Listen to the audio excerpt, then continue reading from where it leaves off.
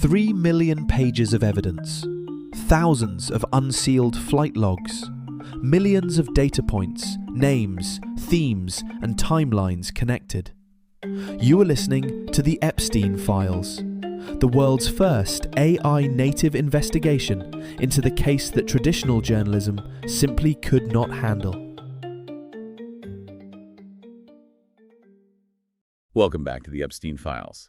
Last time, we walked through victims kept in dark and tested what the records could actually prove without speculation. Today, we are examining life as registered offender and mapping what the documents show about actors, timeline, decisions, and institutional response. As always, every document and source we reference is available at epsteinfiles.fm. So the first record is Epstein's passport and travel documentation from 2009 to 2019. Showing continued international travel despite his registered sex offender status. And that's really the central contradiction we need to unpack. You have this legal status, inmate number 76318. A registered sex offender in New York. Right, and that status comes with a set of public expectations, restriction, confinement, supervision. But the document record, and we have to start with the Customs and Border Protection files the CBP releases, they paint a completely different picture. It's a picture of profound mobility. A mobility that seems to run completely counter to his official status. It's important to be precise here. This mobility wasn't happening in the shadows. It wasn't him sneaking across borders. No, not at all. It was all done with official paperwork. It was documented. It was, in a way, sanctioned. I'm looking right now at the Department of State records concerning his passport. The first one is the revocation notice. That's document EFTA 02282324. And on the surface, it seems straightforward. It looks like the system working. Yeah. It's a formal notification. The text is pretty standard government language. It says, and this is a direct quote, a 4-year passport was revoked due to Jeffrey's status of a sex offender. So if you stop reading there, you think, okay, conviction happened, the state revokes his travel document, cause and effect. The book is canceled, end of story. But that's not where the record ends. Not even close. You have to look at the very next document in the sequence. It's an application for a new passport. Filed almost immediately after. This is EFTA 0G28 Alon 165, and this is where the logic seems to invert. Look at the field asking for the reason for the application. He's not trying to hide his status. No, he's using it. The text explicitly says the application is due to his status as a registered sex offender. That's the part that is hard to reconcile. The status that caused the revocation is now the justification for a new document. It creates this, well, it's a kind of bureaucratic loop. It's not a punitive action. It's an administrative one. Explain that distinction. What does that mean in practice? The Department of State system sees that the data associated with the holder, Jeffrey Epstein, has fundamentally changed. He's no longer just a citizen. He's citizen registered sex offender. So the old document is now inaccurate. It's inaccurate. The data on the book doesn't match the data in the federal database, so it has to be revoked for, data hygiene. But the procedure doesn't say, and therefore he cannot travel. No. The procedure allows for the issuance of a new book that is linked to the updated database. The new passport is tied to his offender status. So the revocation isn't a travel ban. It's an exchange. You turn in the old book, they issue a new one that correctly reflects your current legal status. But, and this is the critical point, it is still a fully valid U.S. passport. It still grants entry and exit to the United States. Exactly, and the record proves he used it extensively. Which brings us back to those CBP files. We have the arrival aircraft report from their FOIA releases. And we can cross-reference the dates on those arrival reports with the passport issuance timeline and the flight logs. The system knew exactly who he was every single time he landed. Look at the person of interest summary. Document EFTA 000038251. The header on this thing is unambiguous. It is. It says, in all caps, Notification of Traveling Child Sex Offender. And it uses the acronym CSO. CSO, Child Sex Offender. This isn't some low-level flag. This is the system's most explicit designation for this type of offender. So he is flagged. The system sees him. But the key question is, what does that flag actually trigger? Well, in most security contexts, a flag like that would trigger a secondary inspection, an interview, maybe even a denial of entry, a hard stop. But that's not what happened here. No. Here, the flag triggers a notification. A log entry is created. So it's a record-keeping action. Precisely. The document details a specific notification regarding his travel to France. It notes the travel. It does not detail any action taken to prevent that travel. We looked at the arrival of private aircraft reports alongside this. The sequence is always the same, isn't it? It's consistent. The plane lands, the CSO notification is generated internally, the aircraft is processed by customs, and he's admitted into the country. This stands in such stark contrast to another document we found, EFTA E02428788. It's titled Travel Permit. And this document is absolutely essential for understanding the disparity in how he was treated. Because this permit outlines the procedure for a more typical offender, right? Someone on probation. Yes. It describes how a non-sex offender or standard offender has to request permission to return to their state of residence. The language is all about seeking approval. You submit a request, and an authority, a parole officer or a judge, either grants it or denies it. It implies that your movement is a privilege that must be earned or granted. It implies a barrier. But when we look at Epstein's CBP records, we don't see any of that language. We don't see permission granted or request approved. We just see notification. The system is passive. It's simply observing and recording. It acts like a weather report. CSO 76318 is traveling to France today. And the system just logs it and files it away. Yes. The action is the logging itself. There is no subsequent preventative measure documented in these files. And the destination you mentioned, France, that's significant. It's not like he was asking to go to New Jersey. This is a sovereign nation an ocean away with its own set of laws. The fact that a registered U.S. child sex offender was permitted to leave U.S. jurisdiction repeatedly between 2009 and 2019. It tells you that the registration itself did not come with an international travel ban. It proves it. Yeah. The life as a registered offender, at least for him, was fundamentally different from the common understanding of that status. So, to summarize this section on travel, the documentation proves he was monitored. Yes. The CSO flag proves monitoring. But he wasn't restricted. Monitored, but not restricted, is the most precise forensic summary of these documents. The data points all exist. The government knew who he was and where he was going. But the enforcement action was limited to creating a record of that movement, not preventing it.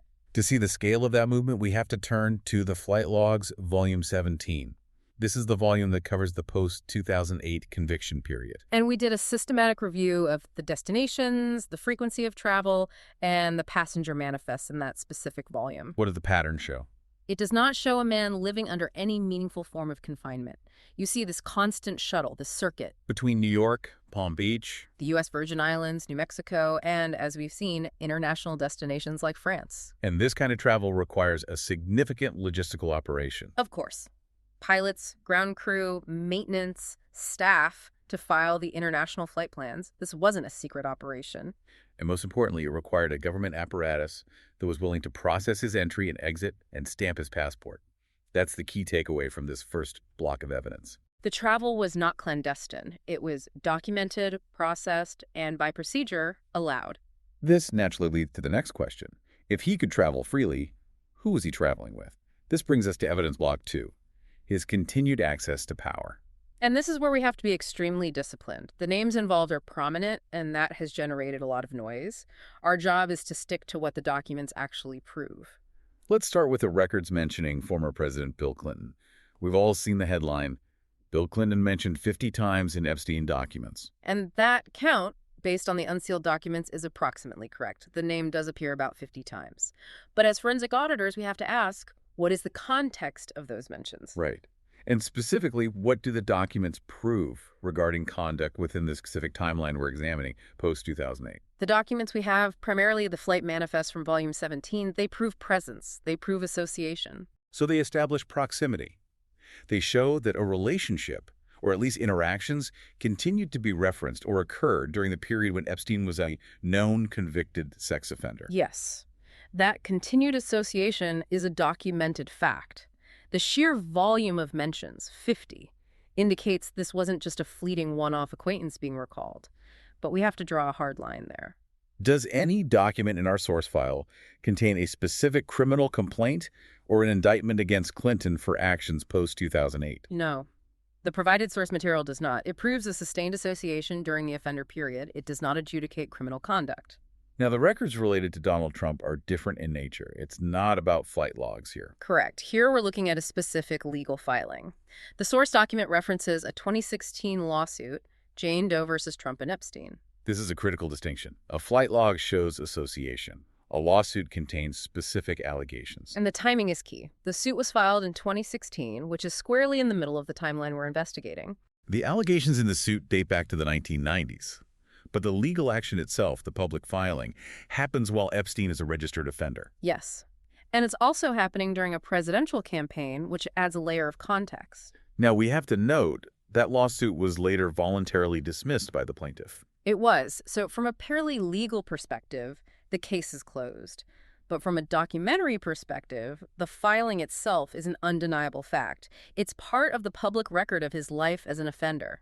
So it proves that his life as registered offender included being named as a co-defendant in these very high-profile, high-stakes legal battles. It creates a kind of split screen. On one monitor, he's getting his passport stamped for a trip to Paris. On the other, his name is appearing on a federal court docket next to a major party's presidential nominee. The offender status didn't seem to sever his proximity to powerful people, but it also didn't insulate him from these kinds of public accusations.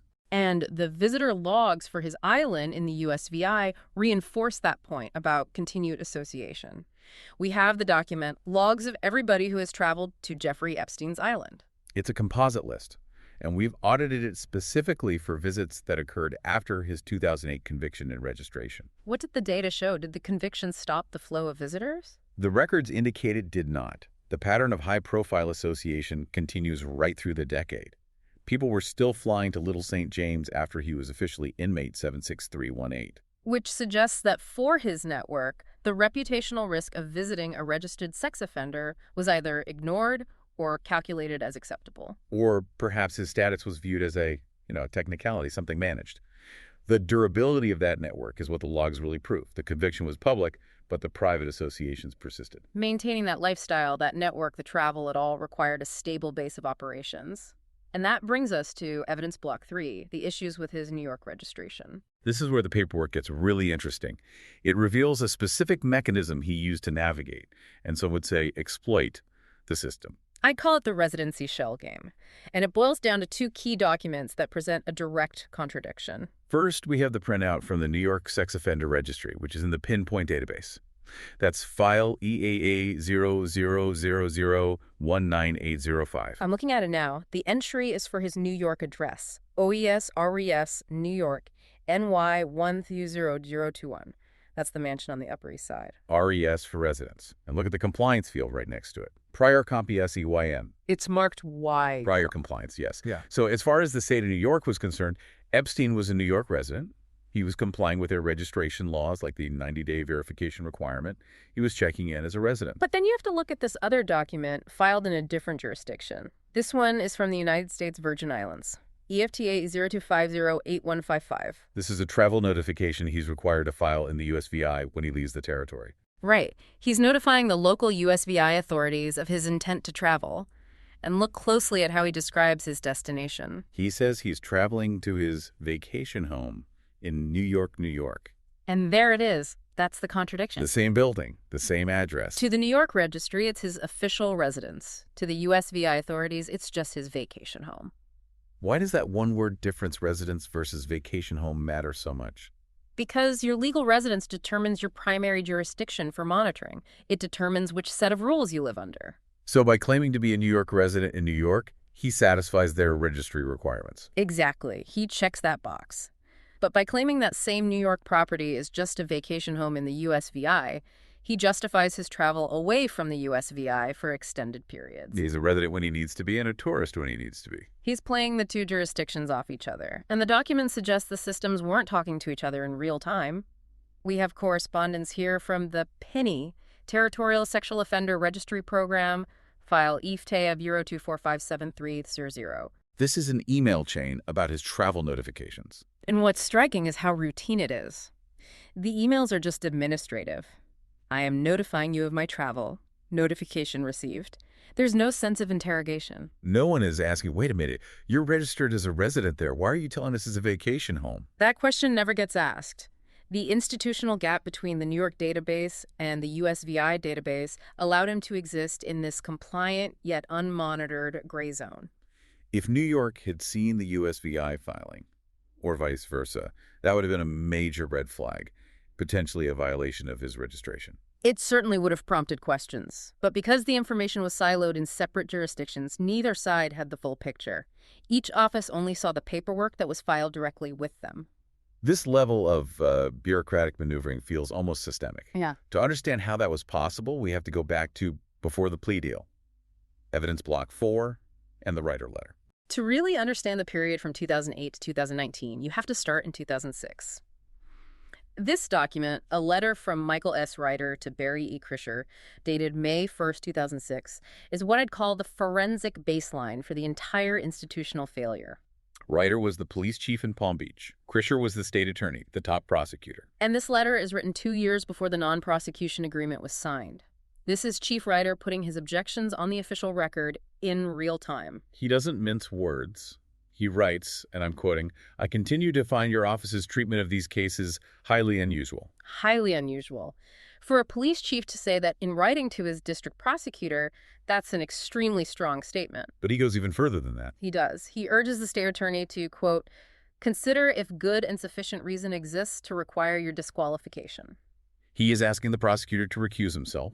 He's alleging that something is so wrong with the handling of the case that the prosecutor is compromised. He's identifying that this unusual course, this pattern of leniency and non-prosecution, was already happening during the initial investigation.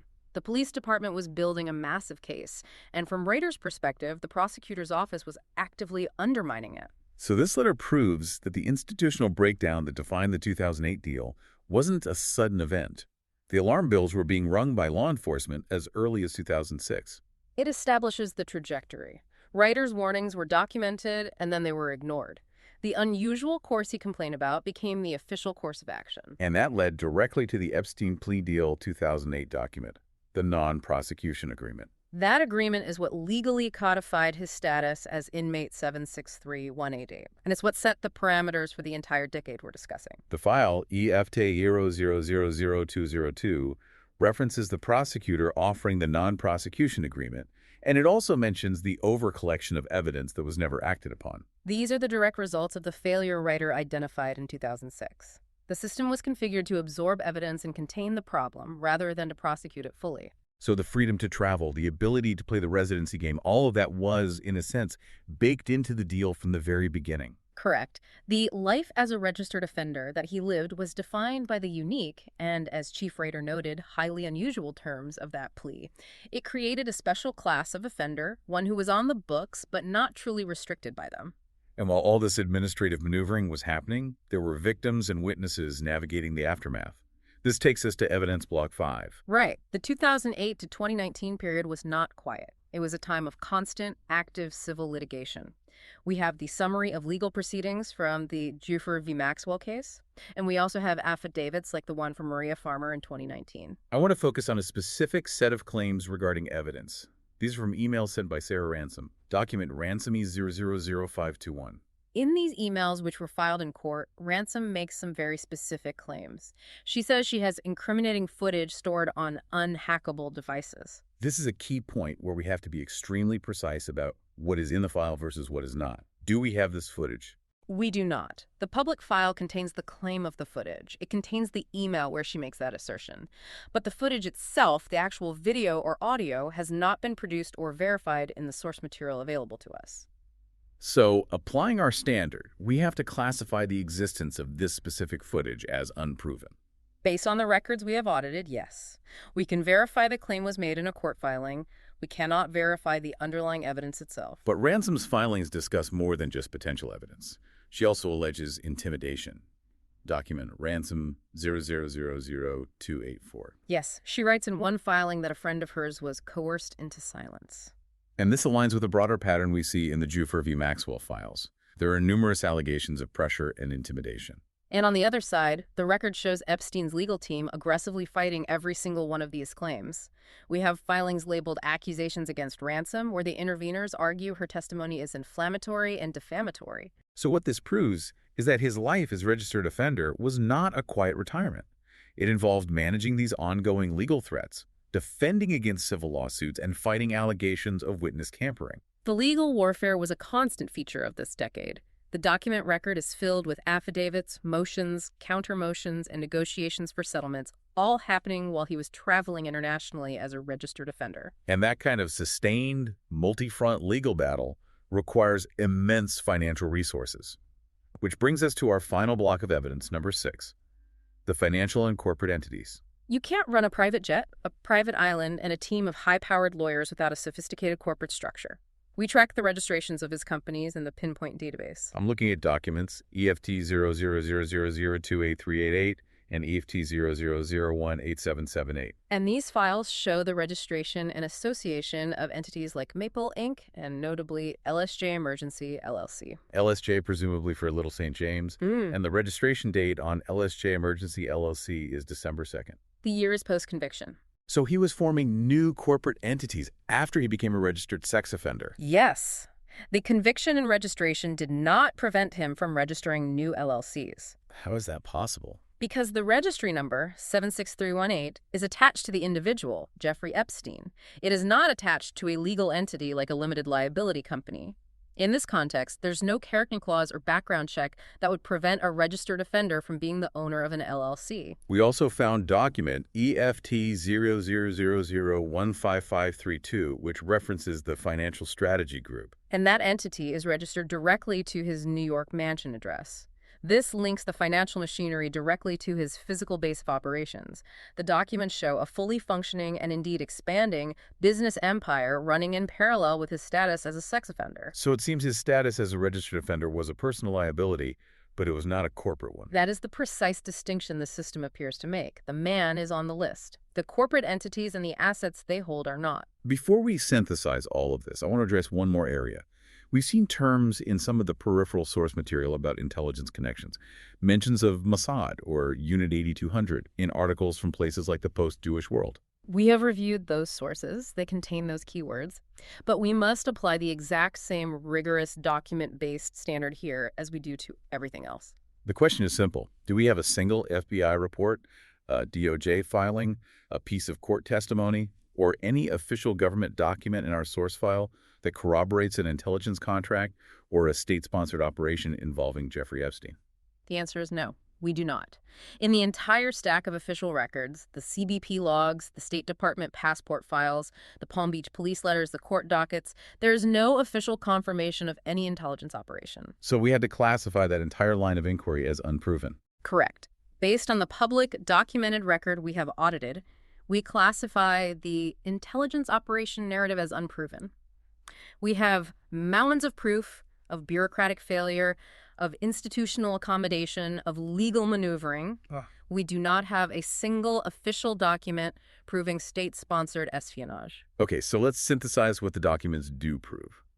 We started with the question, what was life as a registered offender for Jeffrey Epstein? The documents show it was a life of what can only be described as bureaucratic accommodation.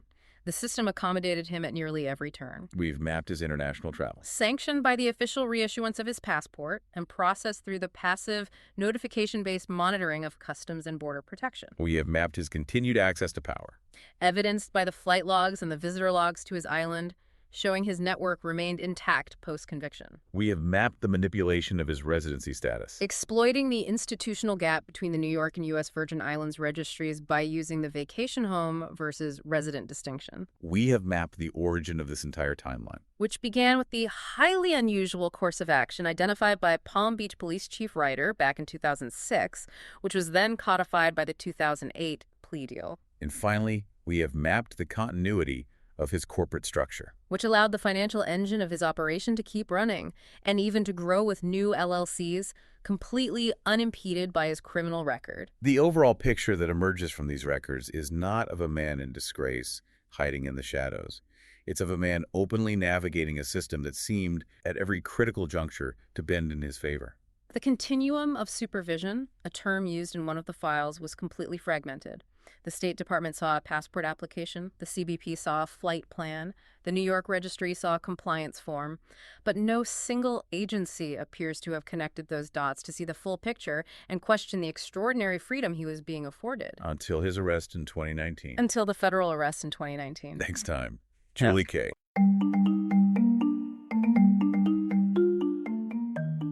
You have just heard an analysis of the official record. Every claim, name, and date mentioned in this episode is backed by primary source documents. You can view the original files for yourself at epsteinfiles.fm. If you value this data-first approach to journalism, please leave a 5-star review wherever you're listening right now. It helps keep this investigation visible. We'll see you in the next file.